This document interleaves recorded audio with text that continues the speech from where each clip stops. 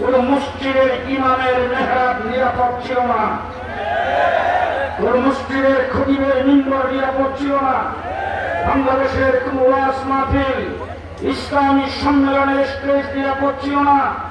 তবে গত 15 বছর বক্তৃতায় গায়ে তারা বারবার বলেছেন খেলা হবে।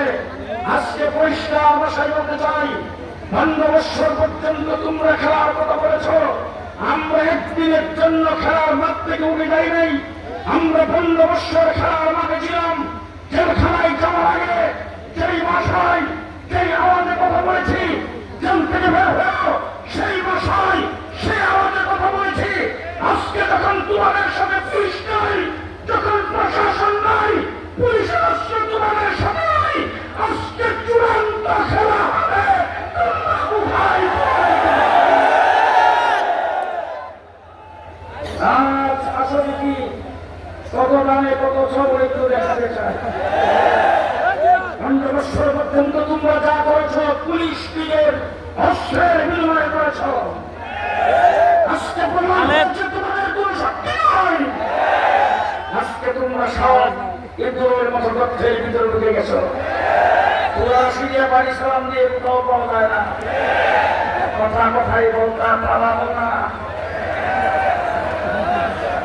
1.5 মাস রিমান্ডে ছিলাম, 1.5 মাস রিমান্ডের ভিতরে ডিবি অফিসে প্রত্যেক দিন বাংলাদেশের আকাবের নাম ধরে ধরে আমাকে গালিগালাজ করা হয়েছে, বলা হয়েছে পাকিস্তানি রাজাকার। আর ওলামায়ে-কেরামকে বলছেন পাকিস্তানি রাজাকার। আজকে পরিষ্কার ভাষায় বলতে চাই, একদিনের জন্য পাকিস্তান যাই নাই। লন্ডন গিয়েছি, আমেরিকা গিয়েছি, কানাডায় গিয়েছি, ইউরোপে গিয়েছি, মিডল ইস্টের প্রত্যেকটা দেশে গিয়েছি। একদিনের জন্য পাকিস্তানে যাই নাই।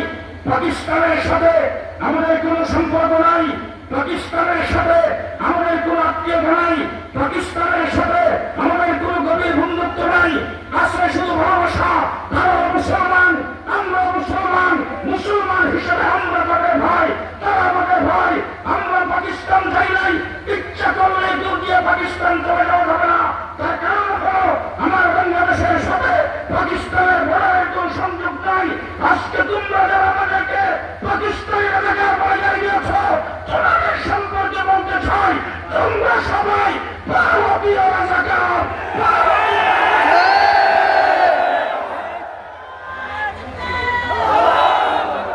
যাদেরকে পাকিস্তানি রাজাকার বলেছ তারা দেশপ্রেমিক, যাদেরকে পাকিস্তানি রাজাকার বলেছ তারা দেশপ্রেমিক। তোমরা যারা ভারতীয় রাজাকার তারা দেশদ্রোহী, রাষ্ট্রদ্রোহী, তোমাদের তারা দেশের ক্ষতিকর। তোমরা আজকে একমাত্র 100 দিন হয়েছে দেশ থেকে বের হয়ে গেছ। যাইয়া বসছো কোথায়? কোথায়? পরিষ্কার ভারতকে বলে দিতে চাই, যেদিন হাসিনা পদত্যাগ করে ওই দিন আমি লন্ডনে ছিলাম। লন্ডন তার আপন বোনের দলের ভাগ্নি, সেখানকার নির্বাচিত এমপি, ক্যাবিনেট মন্ত্রী। পাত্রী নিজে চেষ্টা করেছেন, পাত্রীর জামাই চেষ্টা করেছেন, ভাইরা চেষ্টা করেছেন। ওই জায়গাতে তাকে ইন হয় নাই, ঢুকতে দেওয়া হয় নাই। কেনারাই চেষ্টা করেছেন, ঢুকতে দেওয়া হয় নাই। আমেরিকা তার নিজের ছেলে সাদা চন্দ্রার ইহুদিকে বিয়ে করেছেন, ধর্মীয় চেষ্টা করেছেন। আমেরিকা হাসিনাকে ঢুকতে দেয় নাই, অস্ট্রেলিয়া ঢুকতে দেয় নাই, পৃথিবীর কোন রাষ্ট্র এই প্রেসিডেন্ট হাসিনাকে ঢুকতে দেয় নাই, আশ্রয় দেয় নাই। ভারত তুমি আশ্রয় দিয়ে প্রমাণ করেছ তুমি বাংলাদেশের বন্ধু নয়, বাংলাদেশের শত্রু। আজকে শেখ হাসিনা ভারতের করে বসেছেন। দেশের বিরুদ্ধে একের পর এক ষড়যন্ত্র শুরু হয়েছে। শেষ কথা আপনাদের সামনে বলতে চাই, আমরা সকল ষড়যন্ত্র নস্যাৎ করে দিয়েছি। আমরা সকল ষড়যন্ত্র নস্যাৎ করে দিয়েছি। সর্বপ্রথম শেখ হাসিনা দেশ থেকে ভেঙে যাওয়ার পরে সংখ্যালঘুদের মাধ্যমে দেশে গোলাপানিতে মাছ স্বীকার করতে চেয়েছে। সংখ্যালঘুদেরকে রাস্তায় নামায় স্লোগান দিয়েছে, তাদের উপর নির্যাতন হচ্ছে, তাদের মন্দির আক্রমণ হচ্ছে, তাদের পূজা মণ্ডপ আক্রমণ হচ্ছে। 1 দিন 2 দিন স্লোগান দেওয়ার পরে বাংলাদেশের আমরা হেফাজত ইসলামের পক্ষ থেকে আহ্বান জানাইছি, কোন সংখ্যালঘুদের উপর কোন আক্রমণ হচ্ছে কিনা নজর রাখতে হবে। আমার বাংলাদেশের কওমি মাদ্রাসা আলেম ওলামায়ে কেরাম মন্দির পাহারা দিয়েছে, তাদের স্থাপনা পাহারা দিয়েছে। এই কাজ শেখ হাসিনা যখন বিফল হয়ে গেল, দ্বিতীয় নম্বরে আসছে বিচারপতিদের দ্বারা করবে, সেটা অনুষ্ঠান করে দিয়েছি। আসছে আনসারদের দ্বারা সুফল গ্রাহক হয়ে সেখান থেকে করবে, সেটাও আমরা অনুষ্ঠান করে দিয়েছি। তারপরে ঘোষণা দিয়েছে 10 তারিখে বাংলাদেশে আসবে। ছাত্র জনতা যখন মাঠ দখল করেছেন, আমি তোলা রাশি দিয়ে বাড়ি সালাম দিয়েছি, একটারও মাঠে দেখিনি। এবার ইসকনকে দিয়ে বাংলাদেশে গোলাবাড়িতে মাছ শিকার করতে চাচ্ছেন। পরিষ্কার ভাষায় বলতে চাই, সাহস কত! বাংলাদেশের সর্বোচ্চ বিচারালয় আদালত পাড়ায় দিনের দুপুরে একজন ভিক্ষু আইনজীবীকে জবাই করে হত্যা করেছেন। পরিষ্কার ভাষায় বলতে চাই, আমরা ধৈর্যশীল, ধৈর্য ধারণ করেছি।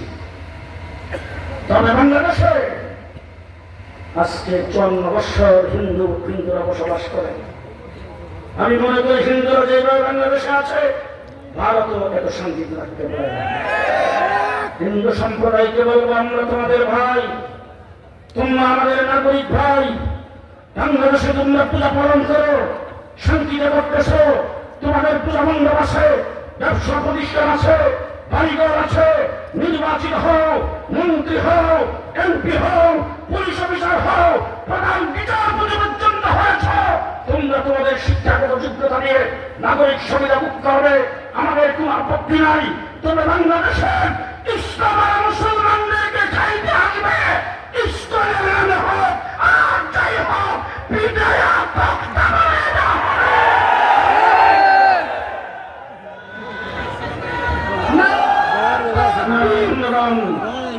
শেষ কথা আপনাদের সামনে বলবো, ইসকন নামের উগ্র মৌলবাদী সন্ত্রাসী কোন